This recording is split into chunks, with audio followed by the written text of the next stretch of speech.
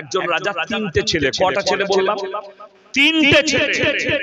রাজা কিন্তু ইমানদার বাদশা, মনে মনে চিন্তা করছে আমার বয়স তো 90 হলো, আমি যদি মারা যাই, এখন আমার আব্বাজির বয়স হচ্ছে 78 বছর, আমার আব্বাজি হচ্ছে মাদ্রাসার নাজিম সাহেব, আমি ওই মাদ্রাসার শিক্ষক।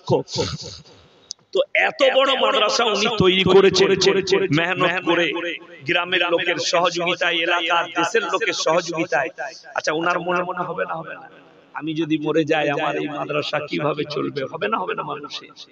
আপনি যদি বয়স্ক হয়ে যান, ছেলে পেলের লেগে বয়স্ক মানুষরা চিন্তা করে না, করে না আমি মরে যাওয়ার পরে আমার ছেলে কি করবে, আমার ছেলে আমার সম্পদ কি করবে, এরা দিনের পথে থাকবে কিনা, বাদশার চিন্তা হতে লাগে। গরম পানিটা একটু দেন। জি জি, বাদশা চিন্তাধারা এটাই হলো যে আমি মরে যাওয়ার পরে আমার এই গদিতে যদি আমার ছেলে বসুক, আর যেই বসুক ইমামদার বাদশা যদি না বসে, আমার যারা প্রজা আছে তারা কষ্ট পাবে। এটা তেরা চিন্তা। তিনি দেখলেন ইমামদার বাদশাকে আমি বেঁচে থাকতে নিযুক্ত করে দেব। তো ইমানদার বাদশা তিনি চিন্তাধারা করলেন আমি মরার পূর্বে বাদশা নিযুক্ত করে যাব। বাদশা এলান করলেন,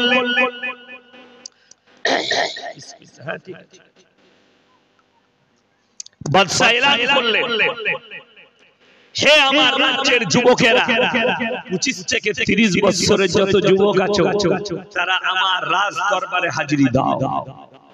সবাই হাজির। বাদশা তিনটে ছেলেকে বললে তোমরাও দাঁড়িয়ে যাও। তিনটে ছেলে মনে মনে চিন্তা নিচ্ছে। বড় ছেলে মনে মনে বলছে আমাকে আমার আল্লাহ বাদশা ঘোষণা করবে, আমার বাবা। মেজো মনে করছে আমাকে, ছোট মনে করছে আমার আব্বাজি আমাকে বেশি ভালোবাসে, তাই আমাকে বাদশা ঘোষণা করবে। এই ঘটনা মনে মনে চিন্তা চলছে।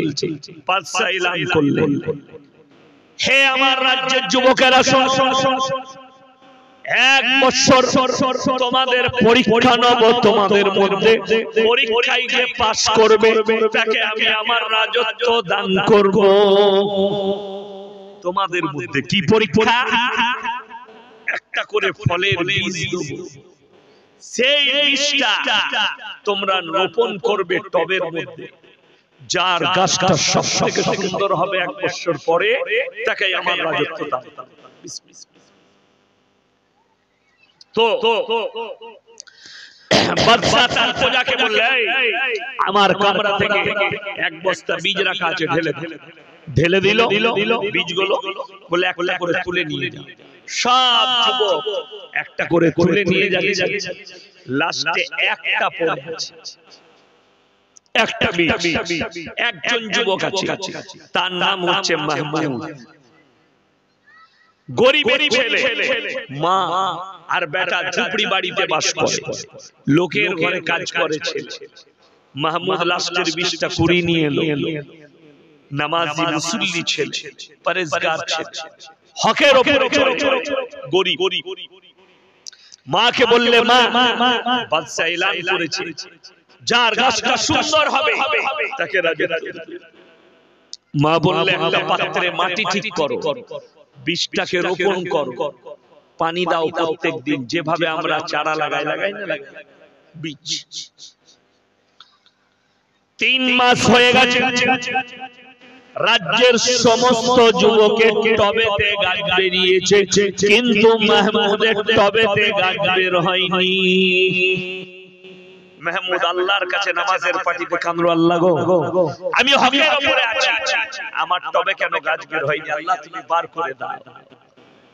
6 মাস হলো, 9 মাস হলো, এমনকি 12টা মাস কেটে গেছে, কিন্তু মাহমুদের টবেতে কোনো গাছ বের হয়নি। মাহমুদ কিন্তু কন্টিনিউ মেহনত করে যাচ্ছে, পানি ঢেলে যাচ্ছে, গাছ বের হয়নি। বাদশা এলান করলেন, হে আমার রাজ্যের যুবকেরা, অমুক তারিখে তোমরা সবাই নিজের নিজের গাছ নিয়ে আমার রাজ দরবারে হাজির হও। সব যুবক ফজরের পরে গোসল করে সুন্দর সুন্দর জামা পরে নিজের নিজের গাছ নিয়ে যাচ্ছে। মাহমুদ ফজর নামাজ পড়ে এসে মন মারা হয়ে বাড়িতে বসে আছে। আব্বা বললে, মা বলছে, বুড়ি মা, হে বাবা তোমার মন মিজাজ এত খারাপ কেন? বলে, মা বাদশা আজকে ডেকেছে গাছ নিয়ে, আমার টবেতে কোনো গাছ নাই। বুড়ি মা, ইমানদার মা বললে, বাবা তুমি হকের উপরে আছো, তুমি এই খালি টবটা নিয়ে চলে যাও। মা, লোকে পাগল বলবে। বলে, বলুক বাবা, এটা নিয়ে চলে যাও। মাহমুদ খালি টবটা নিয়ে গিয়ে একবারই পেছনে দাঁড়িয়ে বাদশা সিংহাসনে দেখতে পাচ্ছে, দাঁড়ালে সমস্ত গাছগুলো পরিদর্শন করে সিংহাসনে বসে বললেন, হে আমার রাজ্যের যুবকদের মধ্যে একদম পেছনে একজন আছো যার টবেতে কোনো গাছ নেই। তোমার নাম কি? বলে, হুজুর আমার নাম হচ্ছে মাহমুদ। বলে, তুমি তোমার খালি টবটা নিয়ে আমার সিংহাসনের কাছে এসো। খালি টব নিয়ে বাদশা ডেকেছে, মনে ভয় হচ্ছে, নিয়ে এলো। সব ছেলেরা হাসছে, এটা পাগল, গাছ নেই, চলে এসছে, একে কি করে রাজত্ব দিবে? বাদশা তো বলেছে সুন্দর গাছ। বাদশার বেটারাও সুন্দর সুন্দর গাছ নিয়ে লাইনে দাঁড়িয়ে আছে। বাদশা ডাক বলে, মাহমুদ তুমি আমার সিংহাসনের কাছে এসো। এলো। বাদশা উঠে দাঁড়ালেন আর বললে, বসো এই সিংহাসনে। মাহমুদ ভয়ে বসছে না, বলে, আরে আমি বলছি বসো। বসলো। সব ছেলেরা হাসছে। মাহমুদ মনে মনে করছে, আল্লাহ, এই বাচ্চাদের, এই লোকদের মতো বাদশাও কি আমার সঙ্গে মজাক করছে, আমাকে বসতে বলছে। বসার পরে বাদশা এলান করলেন, হে আমার রাজ্যের যুবকেরা শোনো, আজকে আমি তোমাদের সামনে একজন ইমানদার বাদশা নিযুক্ত করছি, যার নাম হচ্ছে মাহমুদ। সুবহানাল্লাহ। সঙ্গে সঙ্গে যুবকরা চিল্লিয়ে উঠল, হুজুর আপনি বলেছিলেন যার টবে সবথেকে সুন্দর গাছ হবে তাকে তুমি রাজত্ব দেবে, কিন্তু এক টবে তো কোনো গাছ নেই। বাদশা বললে, শোনো, তোমরা সবাই দুই নম্বরই করেছো, একমাত্র হকের উপরে এই ছেলেটাই আছে। আমি তোমাদেরকে যে বীজগুলো দিয়েছিলাম ওটা গরম পানিতে সিদ্ধ করে দিয়েছিলাম, তোমাদের টবে কি করে গাছ বের হলো? একমাত্র হকেই আছে। তোমরা বাজার থেকে অন্য বীজ কিনে নিয়ে এসে রোপণ করেছো, আর একমাত্র ওই বীজটাই মাহমুদ লাগিয়েছে বলে এক টবেতে গাছ হয়নি। জোরে একবার বলুন সুবহানাল্লাহ। ওই চলছে, যারা হকে আছে হকের জিত হবে, না হকের কোনোদিন জিত হবে না। আপনাদেরকে ইমানদারির সঙ্গে বলে যায়, কালকে আমি মালদায় ছিলাম, অনুরোধ করে বলে এসেছি, যারা আমাকে ফেসবুকে গালি দিচ্ছে, যে হুজুররা, যে বেরেলি হুজুররা গালি দিচ্ছে, যে ফুরফুরার ভাইজানরা গালি দিচ্ছে, তোমরা যারা আমাকে ভালোবাসো, যারা আমাকে ফলো করো, অনুরোধ করে বলে যাচ্ছি, কেউ ভাষা খারাপ করে গালি দিবেন না। আমাকে গালি দেয়, যারা গালি দেয় আমি তাদের লেগে দোয়া করেছি, আল্লাহ তুমি এদিকে হিদায়াত প্রাপ্ত করো, তাছাড়া কোনো হাতিয়ার নাই, কোনো হাতিয়ার নাই। নবীজিকে তয়েফের মাটিতে রক্তাক্ত করেছিল না? নবীজিকে পাগল বলে আল্লাহর কসম নবীজি তারপরও আল্লাহর কাছে দোয়া চেয়েছে, আল্লাহ তুমি এদিকে হিদায়াত দাও। জোরে বলুন সুবহানাল্লাহ। সাহাবীদের উপরে বুলডোজার চালিয়েছে, তারপরও দোয়া করেছে, আল্লাহ তুমি এদিকে হিদায়াত প্রাপ্ত করো। কখনো নবীজি বদদুয়া করে। আমার ভাই, যদি যারা আমাকে অন্তর থেকে ভালোবাসে, অনুরোধ করে যাব, তোমরা অশ্লীল ভাষা ব্যবহার করো না। কমেন্টের মধ্যে মোবাইলে কেউ গালি দিবেন না। যারা মনে করছে আমি কমেন্টে গালি দিলাম, কেউ জানতে পারেনি, আমার ফেক আইডি থেকে একজন চুরপুরার হুজুরকে গালি দিলাম, একজনকে বেরেলি হুজুরকে গালি দিলাম। আমার ভাই, কেউ জানুক আর না জানুক, আমার আল্লাহ অবশ্যই জানে, ঠিক কি না? কথা বলে আল্লাহ জানে। কোরআনে আছে, ইন্নাল্লাহা লা ইয়াখফা আলাইহি শাইউন ফিল আরদি ওয়ালা ফিস সামা। হে আমার নবী, আসমান আর জমিনের মধ্যে এমন কোনো কাজটা নেই, এমন কোন জিনিসটা নেই যে আমার আল্লাহর কাছে গোপন আছে। আমি আল্লাহ সব জিনিসের উপরে খবর রাখি। জোরে বলুন সুবহানাল্লাহ।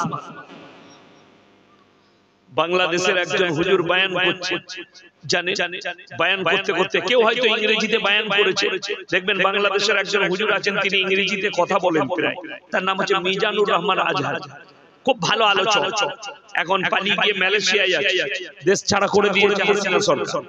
তো তিনি মাঝে মাঝে ইংরেজিতেও বক্তব্য দেন, আল্লাহ তাকে ইংরেজি বলার তৌফিক দিয়েছে, যোগ্যতা দিয়েছে, বলছে একজন হুজুর বয়ান করছে ইংরেজি ভাষা না ইংরেজদের, তাই যারা ইংরেজিতে কথা বলবে বয়ান করবে এটা হারাম। আমি বললাম ওরে মূর্খ হুজুর, যারা লন্ডনে মুসলমান আছে তারা কি ভাষায় কথা বলবে? কথাটা বুঝতে পেরেছেন? যারা লন্ডনে বাস করে সেই মুসলমান গুলো, লন্ডন আমেরিকার মুসলমানরা কি ভাষায় কথা বলবে? ইংরেজিতে। তো আল্লাহকে আল্লাহর কসম করে বলছি, যে ভাষায় ডাকবেন আল্লাহ শুনতে পাবে, জোরে বলুন সুবহানাল্লাহ। আমরা উলামারা দেখবেন, আমরা যখন আল্লাহর কাছে দোয়া করি, ও আল্লাহ তুমি আমাদের দোয়াকে কবুল করে নাও, বলি না? বলি না? আমি তুমি বলছি, কিন্তু একজন বেচারা চাষী মানুষ স্কুলের মুখ দেখেনি, কিন্তু মুমিন, সে মসজিদে গিয়ে নামাজ পড়ে দোয়া করছে, আল্লাহ গো তুই আমার দোয়াকে কবুল করে নে, আল্লাহ তুই আমার কথা শুনে নে। সে তুই বলে বলছে, আল্লাহর কসম করে বলছি, তুই তাকে বলা যায় ভালোবাসার ঊর্ধ্বের লোককে। কাকে?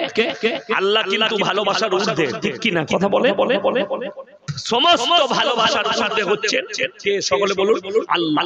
তাই আল্লাহকে যদি কেউ বলে আল্লাহ তাও শুনে, কেউ সাঁওতালি ভাষায় বললেও আল্লাহ শুনবে, কেউ উড়িয়া ভাষায় বললেও আল্লাহ শুনবে, কেউ কথা বলতে জানেন একটা বুবা, সে যদি অন্তরে আল্লাহকে ডাকে আল্লাহ শুনবেন না? শুনবেন না? জোরে বলুন সুবহানাল্লাহ।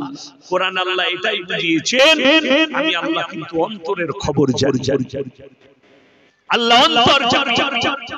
ওই জন্য আমার মুসলমান ভাই শুধু ইয়াসিনকে বলে লয়, কোন হুজুরকে বলে লয়, শুনলেন আপনাদেরকে বুঝিয়ে দিয়ে যায়, কোন বাবা তার সন্তানকে ভাষা খারাপ করে না, কোন সন্তান তার মা বাবাকে গালি দিয়ে, প্রতিবেশীকে গালি দিয়ে, বন্ধুকে গালি দিয়ে অশ্লীল ভাষা ব্যবহার করো না। এটা আমার নবীজির আখলাকের চরিত্রের। আল্লাহর নবীর সাহাবীরা যেদিনে মক্কা বিজয় করেছে, সেদিনে যদি চাইতো মক্কার মধ্যে নদীর গঙ্গা বয়ে যেত রক্তে, কিন্তু নবীজি সাল্লাল্লাহু আলাইহি সাল্লাম অর্ডার দিলেন 5টা কথার উপরে আমল করো। কটা বললাম? 5টা। তোমরা, নবীজি বললেন বৃদ্ধকে মারতে পাবে না, বৃদ্ধাকে মারতে পাবে না, শিশুকে মারতে পাবে না, আত্মসমর্পণ করলে মারতে পাবে না, কাবা ঘরে প্রবেশ করলে মারতে পাবে না। জোরে বলুন সুবহানাল্লাহ। আর সেদিনে হাওড়া জেলা এক বক্তার গাড়িতে বোম মেরেছে, কষ্ট লাগে। কে মেরেছে? ধরার পরে পুলিশ যখন তাদেরকে অ্যারেস্ট করেছে, মুসলিম ছেলে আলেমের গাড়িতে, মৌলবীর গাড়িতে বোম মেরেছে। কষ্ট তো এটাই। আপনি বলছেন মুসলমান, কিন্তু প্রতিবেশীকে আপনি কষ্ট দেন। আমি বলে যাচ্ছি আপনি মুসলমান হতে পারেন।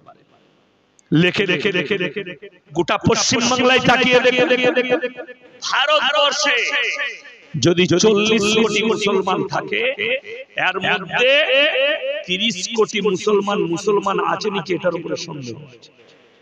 চ্যালেঞ্জ দিয়ে বলি, কেন? এদের আকীদা, এদের চলাফেরা, এদের উঠা বসা বেঈমান কাফেরের সঙ্গে কনভার্ট হয়ে গেছে, বদলে গেছে, একদম সব মিশে গেছে, কিছু নাই, সমান সমান। তারাও ইহুদিরা ছেলের জন্মদিন পালন করছে, আপনিও কেক কেটে ছেলের জন্মদিন পালন করছেন, ঠিক বললাম না? বললাম। 25শে ডিসেম্বর খ্রিস্টানরা কেক কিনে খাবে, কেক কাটবে, আপনিও কেক কিনে খাচ্ছেন, পার্থক্য কি রইল? আমার মুসলমান ভাই, আমি অনুরোধ করে যাচ্ছি, 5 ওয়াক্তের নামাজ সবাই পড়বো, জোরে বলুন ইনশাআল্লাহ।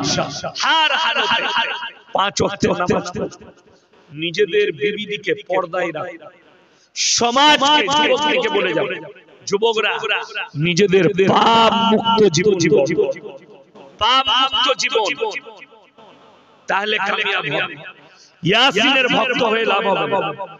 আল্লাহর রাসূলের ভক্ত হন, সাহাবী আল্লাহর রাসূল এবং সাহাবীর অনুসারী হন। ইয়াসিনের ভক্ত হওয়া অন্ধ ভক্ত হওয়া খারাপ। আমার ভক্ত হবে যুবকেরা, অন্ধ ভক্ত হবে কেন? ইয়াসিন ইসলামের দলিল নয়। কথাটা বুঝতে পেরেছেন না? ইয়াসিন ইসলামের দলিল নয়। ইসলামের দলিল হচ্ছে আল্লাহর হাবিব সাল্লাল্লাহু আলাইহি সাল্লাম এবং তিনার সাহাবীরা, তারা হচ্ছে মডেল। ইয়াসিনকে যদি এক্ষুনি কেউ ভাই প্রেসার দেয় আর যদি 5 কোটি দেয়, আমি 5 কোটির লেগে এমপির একটা পদের লেগে নিজের জমিরকে বিক্রি করে দিতে পারি। তাই ইয়াসিন মডেল নয়, মডেল হবে চলার মডেল আল্লাহর হাবিব সাল্লাল্লাহু আলাইহি সাল্লাম এবং তিনার সাহাবী। তিনারা কিভাবে চলে তিনাদের আখলাক চরিত্র কেমন, কিভাবে চলতেন, এটার উপরে জোর দেন। আমি বলে যাচ্ছি, গালি গালাজ, বেঈমানি, নেমখারামি, ধোঁকাবাজি, প্রতারণা ইসলামে না। নামাজ নেই, তার জীবনে ইসলাম নাই, লিখে